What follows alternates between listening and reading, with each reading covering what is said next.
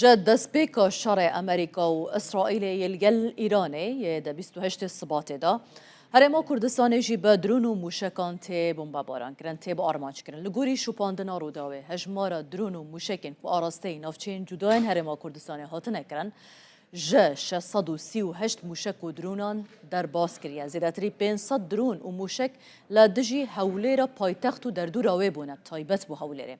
Li gorî şûpandina tura medyaya Rûdawê ji destpêka şerî ve û heta demjimêr 12 îro 4 Nîsanê ya Herêma Kurdistanê به دمه ام بیشین هرما کردستانه به 638 موشک و درونان هاتیه بمباران کردن.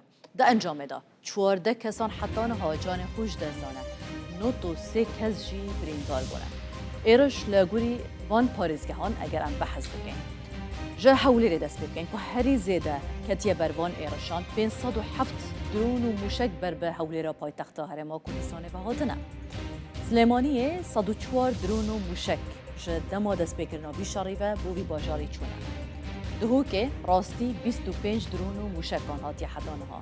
پارزگه ها حلبجه جی 2 درون بر به پارزگه ها حلبجه و چونه جه دما دست بکرنا بیشاریوه.